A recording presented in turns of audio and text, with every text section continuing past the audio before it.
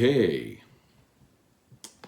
What's up, everybody? Good morning. Welcome to a hump day edition of Morning Scone presented by Brock, the Banner's Orthopedic Clinic, Hudco Roofing, HudcoRoofing.com, Restored Motions, and RestoredMotions.com.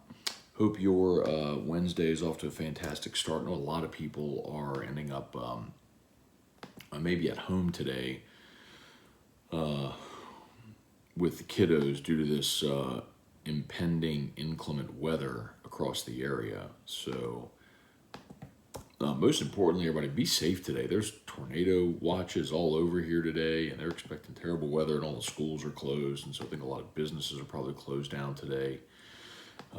So far, not bad. I mean, at least not here. I know some points north, they're already experiencing some bad weather today, but man, if you're in Greater Baton Rouge area or, the southern part of Louisiana and you're out and about today, just be safe. A lot of bad weather. So the great news is we got lots of content for you. Of course, we'll be here on Morning Scone. LSU Daily is already live. You can catch up on Rosters to Riches. We'll have our full lineup of shows today on 104.5 ESPN Baton Rouge, of course, AFR at 3. So we appreciate everybody for hanging out with us. Let's see. A couple things I have there in the show description today. Number one, Marcus Dumervil, the latest LSU Tiger to enter the portal. He was a guy that was just on the outside of the top 100 players nationally. I think he was like the number 11 offensive tackle in the country whenever he signed with LSU in 2020. So yet another guy in that 2020 class who is now defected.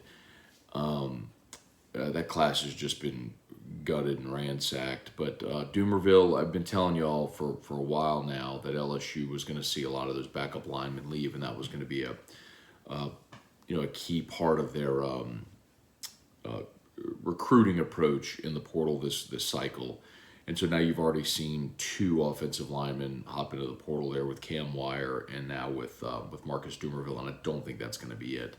So if you're scoring at home, Jack Besh, Demarius McGee, Radarius Jones, Cole Taylor, Desmond Little, Colby Fields, Cam Wire, Derek Davis, Phillip Webb, Antoine Sampa, and now Dumervil, that makes 11.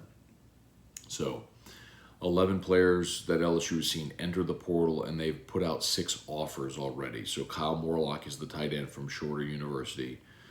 Braden Fisk, he's a defensive tackle from Western Michigan who is going to take advantage of the 6th year. Braden Swinson from Oregon, Josiah Stewart from Coastal Carolina. Those are 2 edge rushers. I told you they were going to go after edge rushers. And then a couple of defensive linemen from Arizona, Keon Bars and Paris Shand. So a couple of guys, really a lot there on the defensive front, as you can see. So that's where they are right now with the portal. And then LSU did land a 3-star tight end, Jackson McGowan, who he's out of Ohio and committed to LSU for the class of 2023. So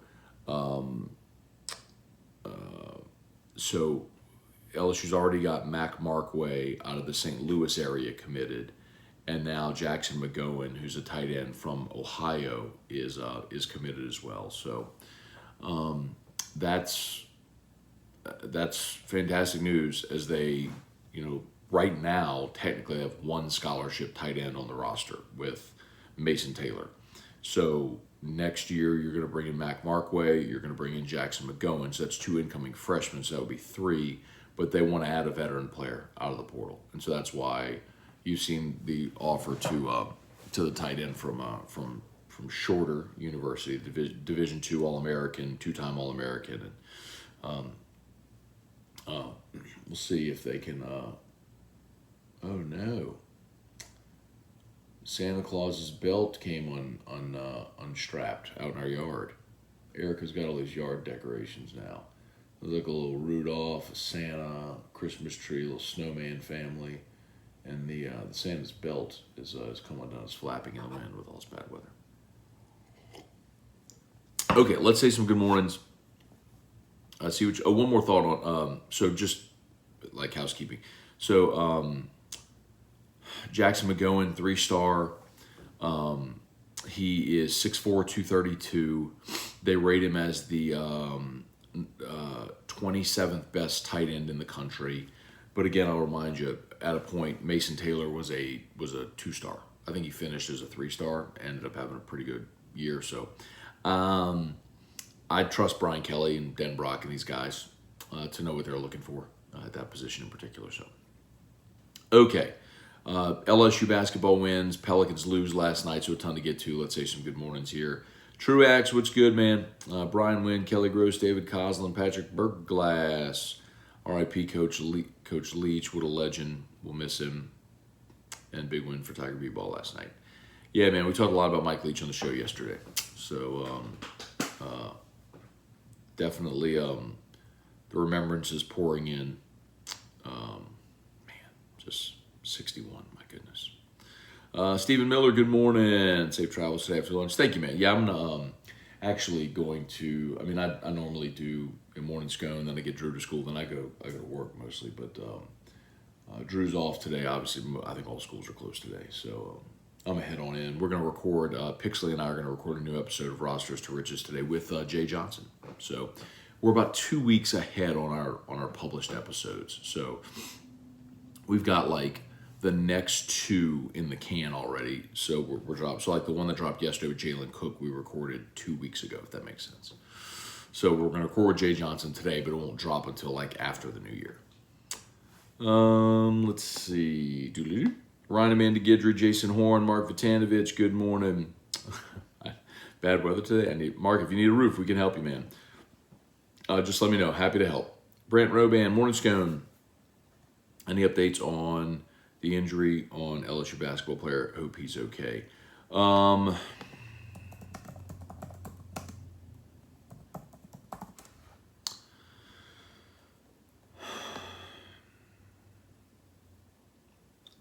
I don't have an update.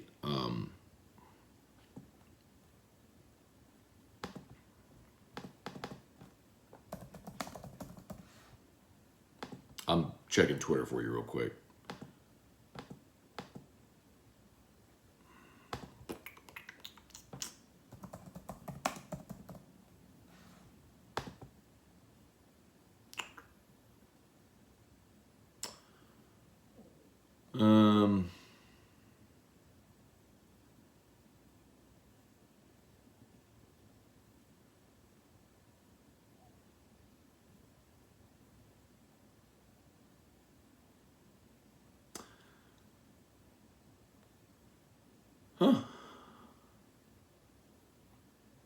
Anyway,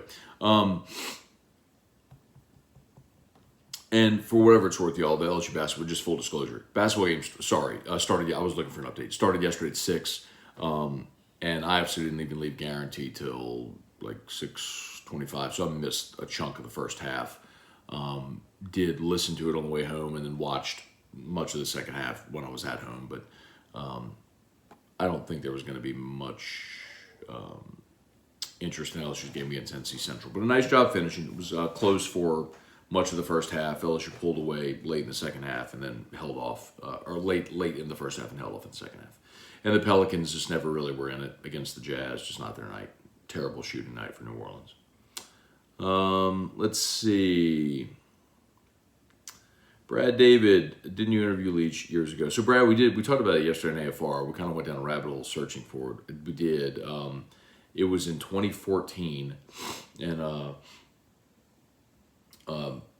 Musso went and found the interview and found the part of the interview where Leach and I were talking about Mike the Tiger, because Leach, when he was at Kentucky, they came here in 1998, and that was the year, of course, Tim Couch was, I think Heisman runner-up and became the first overall pick of the Cleveland Browns.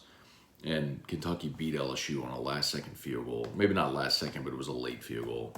It's like 41-38 or something like that. It was October 17, 1998. It was 39-36. Boy, that team was bad. They had talent. They just couldn't win. Um, Leon Williams, normal guy. What up? Wendell Norman, Dane Bergeron, Trivia Carter. Good morning, Caleb. You need to play the full Mike Leach interview one day. I don't know if I'm gonna do that on air, but what I could do is I could get Musso to like repost it, and we could tweet it out there, and you would share it. Leon Williams. Good morning. Brad, let's see. T-Bob compared the Pelicans to The Hobbit. That's an interesting comparison. Man, I had to read The Hobbit in school, but that was like 25 years ago, and I don't even remember anything about it. Like, I don't even know how that comp would make sense. I don't even, whatever. Hunter Broadhead, good morning, Mike Stogner. Edward Ho got the crabs. Morning, Matthew. Hope my roof gets damaged today with this bad weather so I can call HUDCO. I destroyed the like button. What LSU player entering the portal was your biggest surprise? Well, I hope your roof does not get damaged. If it does, however, we're happy to help. But I hope nobody's roof gets damaged today. I hope everybody does not have damage, and we just skirt all this together and have a very normal day. And tomorrow we go back to our normal schedules. But thank you. And if anyone does have damage or roof issues today, you could certainly call HUDCO. We'd love to help. As far as surprise entering the portal, I'd probably tell you Derek Davis. Just because Kelly said at the end of the year, man, like after the UAB game, we should move him to running back sooner. He did us a favor, so we're doing him a favor. They're not playing him anymore, so they can maintain his red shirt and keep the year of eligibility. So I would have thought for sure it sounded like they were on the same page and Davis would be back, so that's a little surprising. Most disappointing is Jack Bash. I'd love to have Jack back at LSU. Joseph Baggard, good morning. Jesse Brown, morning, Matt. Do you think the Saints get the dub this Sunday? Boy, Jesse, it's so hard to predict that with this team right now. I mean, I'd love to think so. I mean, you'll have a rookie quarterback making his first career start on the road in the Dome, and the Saints defense has been playing better. God, I would love to think they're going to get this win. I just don't have any confidence in them and their ability to finish games. Reed Rule, morning. Do you see Mississippi State players, recruits leaving in droves because of Coach Leach is passing? You know, Reed, I don't know. I really didn't talk at all yesterday about the football side of it. I'm meaning what happens in the Mississippi State program. That's a conversation that we will have. I hadn't thought of it like that, Reed. The answer to your question really depends who they hire. I think any player is going to take a wait and see approach. Like I'll give you an example. This is sort of a weird. This is sort of a weird tie. So my last season, my senior year at Catholic, was the '99 football season, and I wasn't a great player. I was an undersized offensive lineman. I was 6 foot 230, but I had some athleticism, and I pulled a lot as a blocker. I was a pulling guard, and so because I blocked with a running head start a lot, there was some interest from small schools in me playing fullback, like small schools. And I didn't have like this litany of offers. Please don't misunderstand me, but I had interest. Like I could have gone somewhere and played at a small school if I wanted to. But oddly, maybe the biggest school that had any interest was Texas Tech. And that was the '99 season. And of course, after that season, they hired Mike Leach. So, needless to say, they would not have had any need for a fullback. My point is, to answer your point of the question, it depends who they hire. Because Mike Leach ran a very specific offense. And depending who they bring in and what offense they plan to run, it could certainly determine if these players who are recruited to play in that offense stay or not. Joseph Feltwell, good morning. How can I get a HUDCO hat? And Brock should be Saints medical staff. Have a good day today. Taking the baby girl to her doctor's appointment. All right, Joseph, man. Hope baby girl has a great doctor's appointment. As far as Brock, after the conundrum where they fired their team physician, for a few years, Chip Bankston was the team physician. Like when players got injured, Chip was the one that ran out on the field, and Chip's the one who operated on my knee. But he's got young kids, and the travel was really tough. And so going back and forth to New Orleans and traveling for the games and everything. So he walked away from that after a few years. And quite honestly, I don't know who replaced him when Chip walked away. I don't know. So, and Hudco hat. Where do you live? Well, we could certainly make arrangements. Devin Kelly, good morning. Got the kids in tow, headed to works and school and daycare are closed. Hey, man, God bless you, dude. I know there's a lot of parents today who are trying to figure out what to do with the kiddos with school closed and everything. So I know that's not easy, man. I guess the good news for us is Erica works at a school as well, so she's now off today, so she can stay home with Drew. Read rule, those yard decorations may go airborne today. They may. Hopefully not. Spent a small fortune on them. While I was in Atlanta, Erica went shopping, so when I got home from Atlanta, I pulled up to the house and had a whole yard snowman family and Santa, reindeer, and trees lit up in my yard. Lewis Mathern, Matt, would it be fair to say the reason DA was hired was simply to keep the train on the tracks? Now that he's failed miserably, how could the organization sell DA as the guy to rebuild with? I think that was a big part of it, Lewis. It was maintaining the continuity, and the culture is the word they used a lot. The Saints had worked so hard on building their culture, and when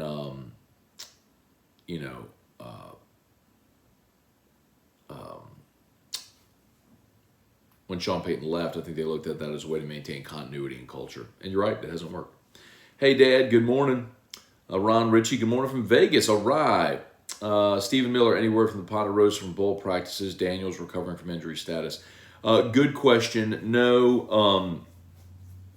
Stephen, I know you had asked over the weekend about the media availability. They still have not sent us the practice schedule. They did tell us, though, that Kelly will talk to the media after practice on Monday. I'm going to make sure I have the date right. Hang on. I'm sorry, not Monday. Saturday, 12:45. So they started practice on Monday. Brian Kelly will meet the media after practice Saturday at 12:45. So sometime Saturday afternoon, start to expect those updates. So that's when we'll ask about Jade and his ankle and all that sort of. We'll get the opportunity to do that. So, it's kind of been radio silence on Jaden's end, and I haven't heard anybody talking. So, and I'll tell you candidly, I haven't exactly been digging, but yeah. So Saturday, expect a lot of updates. Kerry Hughes, Nolan Daigle, Craig Duga, good to see LSU having slight success pounding the paint. It's been a while. Yeah, man, well, KJ Williams really good. Derek Fountain had a nice day yesterday. It's a Mississippi State transfer, had a double-double. But again, you got to consider your opponent, man. You're playing NC Central. I mean, it's just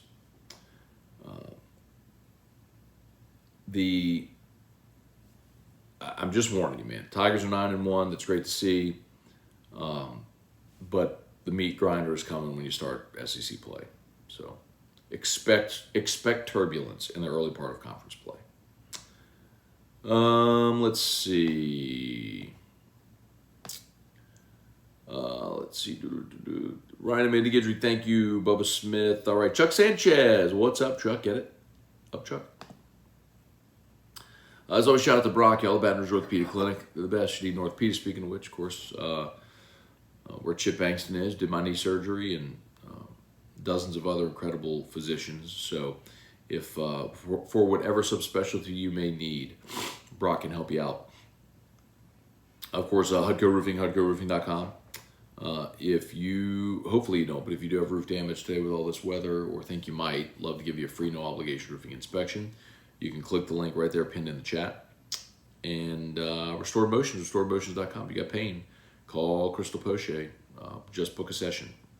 RestoredMotions.com. Lewis Mathern, Matt, would it be fair to say the reason... Oh, sorry, just read that one. Dason, Harper, what about DBs? They are going to address defensive back for sure. Look, they feel really good about getting Desmond Ricks.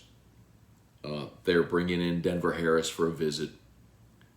And yes, they will be addressing defensive back as well. But keep in mind, y'all, something else to keep in mind. Who was that? That was Dason Harper. Keep in mind, you've got this portal window, and then you have another portal window after spring.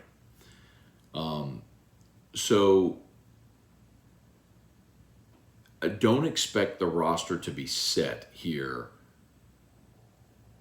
by January. Like they will still be targeting players after spring football to fill whatever holes they need or they feel like they have after spring. So, yes, the thing I would just tell you is, while I get it, I totally understand. I can totally understand and appreciate the sort of urgency, right? Everybody wants to know who's next, who they're going to get, who's going to commit, all that stuff. Like, you have weeks more of this. Like I said, the early signing period is on December the 20th, right? That's I don't have my calendar in front of me, whatever. Next week, I think it's Monday, but is when the early signing period begins, and then, but the portal window remains open until January the 18th. So you could still see more, and then you'll have another signing day in February, then another portal window after spring. So you're going to see more of this. Let's see, Sean Comiskey, good morning. I hope Adam Miller gets you going. Yeah, Adam Miller last night just looked off. And he's a shooter. And so for a shooter coming off a torn ACL, timing, rhythm, all that stuff, elevation, I can understand how that could take him. I mean, guy hadn't played a game in 2 years, until this season. So 28 minutes, he scored just 1 point. He was 0 of 8 from 3, 0 of 10 from the floor. But that was also just an uncharacteristic bad night for him. But other guys picked him up. So, not just a bad night offensively, man. But but he's shooting a shot, And he was 1 of 10 against Wake. So the last 2 games, he's scored a total of 4 points. But against UTSA,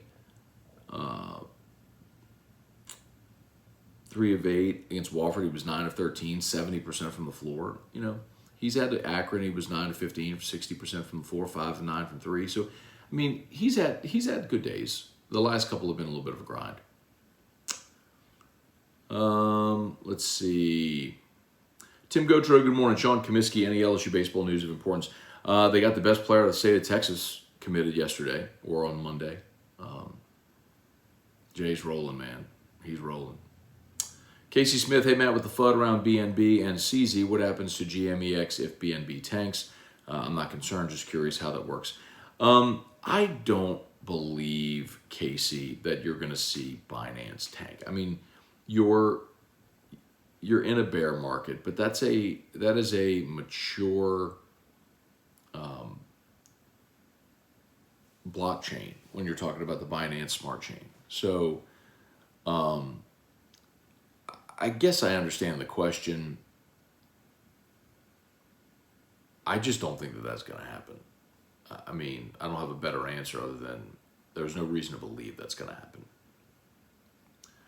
Because, and I'll put it to you this way, Casey. How many people listening or watching right now even know what FUD is? You know what I mean? And for those that don't know, in crypto, FUD is FUD, fear, uncertainty, and doubt. It's when people intentionally plant negative stories to create fear, uncertainty, and doubt to have people sell off to tank price. And it's usually investors that want to create uncertainty to tank the price so they can buy low and then sell high. But I wouldn't. I'm just, if something happened, you would just move the platform to a different smart chain. Jeff Hawk, good morning, man. Larry Garner, Greg 5X, what's up? I'm not going to say War Eagle. You got to be kidding me. Matthew Vincent, good morning. From Cameron, Louisiana. Okay, Southwest Louisiana represent. Weston Weaver, Kevin Williams in Little Rock, dropping my kids off at Little Rock Christian Academy. Bama and Notre Dame personnel here to see QB Walker White. I think LSU's already offered him. Okay. Jeff, y'all wake up and hit that like button. Yeah, appreciate it, man. If you haven't done so yet, please YouTube, smash that like button, and subscribe up to the channel. Facebook, please like the page, share the post. We appreciate y'all. Cliff Nelson, what's good? Let's see. I'm a Pels fan, but I'm a basketball fan. Zion is a problem. I'm not a Pels fan. Zion's a problem for any team he goes against. No one can guard him. Now, that's true. That's Louisiana native Cliff Nelson, who is not a fan of the Louisiana team, but is a fan of the Boston Celtics. The thing I get every time, people are like, all right, so you're from Louisiana, but you don't cheer for the Louisiana teams. When you watch the Olympics and you watch the finals of the 110 hurdles, who are you pulling for? You pulling for the Jamaican hurdler, the Kazakhstani hurdler, the English hurdler, or the American hurdler? Well, the American. Why? Because you're from America. Why do you pull for LSU and not Alabama? Because you're from Louisiana. You were born and indoctrinated in it. Talk to you about that tonight, Cliff. Scone and tea tonight, by the way, from Oliver Twist. Jay Geiger, what's up? Trivia card or E-Rock's not? E-Rock is sleeping trivia. Jacob Hibbard, what's up? From Snowy, Utah. Okay. Will Daniels be playing in the bowl game? Jacob, my assumption is that he will be. I have not heard anything to the contrary. He is dealing with the ankle injury. We'll see if he's practicing, and we should get an update on that on Saturday. So as I mentioned, Brian Kelly said to me with reporters Saturday, just before 1 o'clock, to update practice.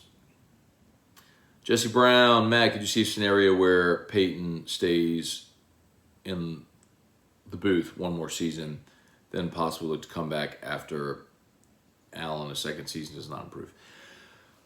So, Jesse, I don't think your scenario would happen, where he stays in the booth waiting to see if Dennis Allen improves. I think the only reason that Sean Payton would not be coaching next year is if there isn't a viable option for him. But there are going to be viable options for him. If teams know that Sean Payton is available, and like we've seen, he is interested in the Rams, the Chargers, wants to be, he's living in LA doing TV, would like to stay in LA. So if one of the LA jobs is open, I'll tell you one real possibility is Sean McVay goes and does TV. He's won a Super Bowl, he's played in 2. It's always been thought he was going to leave, coaching and do TV. That could be a very real possibility where McVay leaves the Rams, goes and does TV for however many years, like Gruden did. And then if at some point wanted to get back into coaching, could do it. I think that's a real possibility that the Rams job is open. If the Chargers face plant, that job could come open. Or just if they know that Payton is interested, that job could come open. But I don't think the scenario you lay out is realistic, where Payton would just sit on the sideline for another year waiting to see if the Saints job came open. I think the only reason he doesn't come back to coaching is if there isn't a great job available for him to take. But I don't believe that that's going to happen. All right, Dre Marceau, good morning. Last one, Christopher Davis. Who do you have for the Catholic High job? I don't know. I don't know who they're looking at. And I don't have any input or insight or say-so in the matter. I think people always tend to look at the Catholic High alums that are coaches, like Neil Weiner, who's at Dunham, or David Brewerton, who's at Zachary, or Andy Martin at U High came from Catholic. Chad Mahaffey, who's at Walker, is a Catholic High alum as well. So you got a lot of that Dale Weiner sort of coaching tree all over the area. But I don't know. The last 2 coaches weren't. They elevated Gabe Fertitta from OC to head coach, and then Semino didn't have ties to the school when they hired him. So I really don't know. I think the interesting thing is what sometimes is probably overlooked is public schools can tend to pay more, and as odd as that may sound, but they do, rather than private and parochial schools. But and the other thing is retirement as well. When you get a state retirement, so I think that's a big part of why David took the opportunity. He's going to make more money and have a much better retirement. They're selling us sort of going home, but man, good luck to him. Great dude. Every interaction I ever had with David Semino, stand-up human being. So good luck to him, man. Okay, we're done. I got to bounce. Y'all have a great day. LSU Daily is already live, so on your favorite podcast app, search for LSU Daily, and then AFR3. Y'all have an awesome day. Peace.